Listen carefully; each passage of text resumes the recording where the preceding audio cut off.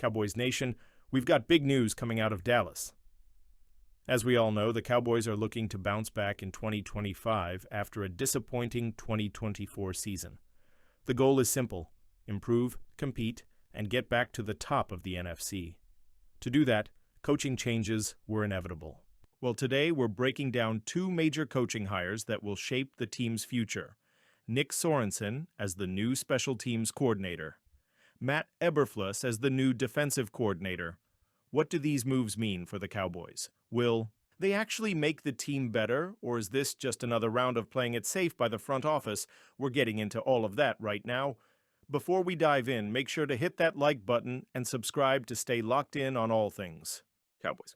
Let's get started. The Cowboys have officially hired Nick Sorensen as their new special teams coordinator, replacing John Fassel, who left to take the same job with the Tennessee Titans. Now, let's talk about who Sorensen is and why Dallas chose him. Sorensen has been around the NFL for more than 2 decades, both as a player and a coach. He played 10 seasons as a defensive back, 2001-2010 for the Rams, Jaguars, and Browns, before transitioning to coaching. Most recently, he was the defensive passing game coordinator for the San Francisco 49ers. Wait, a defensive coach running special teams? It might seem like an odd choice at first, but Sorensen actually has experience working with special teams during his coaching career. More importantly, he has a long-standing connection with Brian Schottenheimer from their time together in Seattle and Jacksonville. That connection likely played a major role in the hire. Schottenheimer wants people he trusts on his staff, and Sorensen fits the bill. But let's be honest, there are some concerns. While Sorensen's 49ers defense ranked 8th in yards allowed, they struggled mightily in red zone defense, ranking 29th in points allowed. That's not exactly encouraging. Also, John Fassel was widely respected as one of the best special teams coordinators in the league. Losing him is a big deal, and Sorensen has big shoes to fill. So, will he be an upgrade? That remains to be seen. But one thing is clear: Schottenheimer is surrounding himself with coaches he already knows. Now let's talk about the biggest move, the hiring of Matt Eberflus as defensive coordinator. Eberflus was always the favorite for the job after Mike Zimmer announced he was leaning toward retirement. Now it's official, he's back in Dallas. For those who don't remember, Eberflus has a long history with the Cowboys. He was an assistant coach from 2011-2017, working with the linebackers. From there, he became the defensive coordinator of the Indianapolis Colts from 2018-2021. Let's look at how his defenses performed in Indy, 2018. 10th in points allowed, 2019, 18th in points allowed, 2020, 10th in points allowed, 2021, 9th in points allowed. That's pretty solid. But after leaving for the Chicago Bears head coaching job, things fell apart. The Bears went 14-32 under Eberflus, and he was fired this season after a 4-8 start. So, is he a bad coach? Not necessarily. Some coaches just struggle as head coaches but thrive as coordinators. Cowboys fans were not happy when the team promoted Brian Schottenheimer to head coach, but bringing in Eberflus should ease some concerns. He's an experienced defensive mind with a track record of success as a coordinator, but there's one big question. Will he actually make the Cowboys' defense better? Dallas already has elite talent on defense, including Micah Parsons, Trevon Diggs, and Darren Bland. The problem in 2024 wasn't the talent, it was execution and consistency. If Eberflus can get the most out of this group, the Cowboys' defense could dominate in 2025. The last time the Dallas Cowboys played in a Super Bowl was January 28, 1996. Super Bowl XXX against the Pittsburgh Steelers. Think about that for a second. If you're under 35 years old, you probably don't even remember it. To really show how long ago this was, let's take a quick trip back to 1996. Dak Prescott was 2 years old. Micah Parsons wasn't even born yet. New Cowboys head coach Brian Schottenheimer was still a backup quarterback at Florida. Jerry Jones was talking about renovating Texas Stadium instead of building AT&T Stadium. Deion Sanders was the Cowboys' big free agent signing, making $5 million a year. Compare that to Dak's $60 million per season today. The MVP of that Super Bowl, Larry Brown, was a 12th round pick. The draft has been only 7 rounds for the last 30 years. And here's something crazy.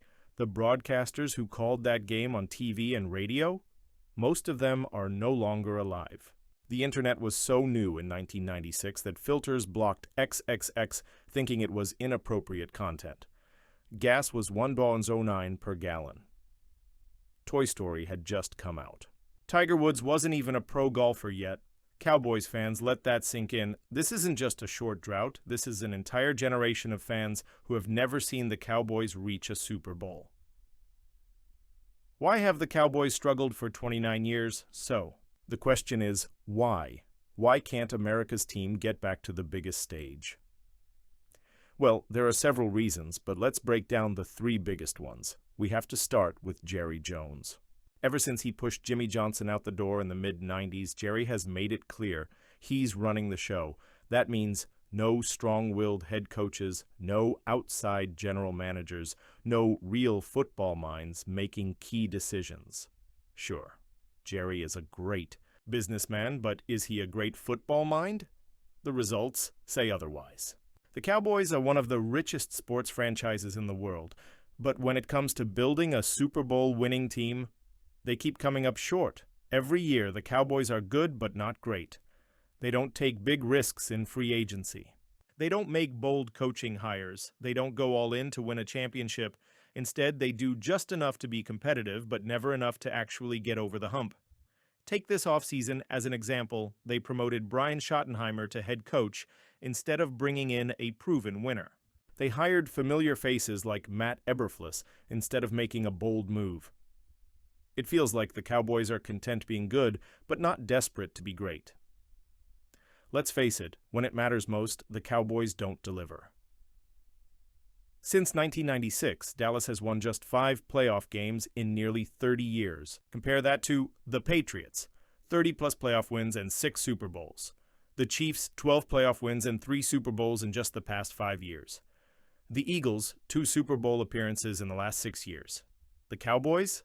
Nothing. Every time fans start to believe this is the year, they collapse in heartbreaking fashion. From the Tony Romo botched snap in Seattle to the Dez Bryant no-catch in Green Bay to Dak Prescott's playoff struggles, it's been the same story over and over again. With these coaching changes, one thing is clear. The Cowboys are prioritizing familiarity.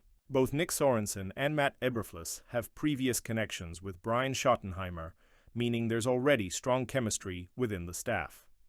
That can be a good thing and a bad thing.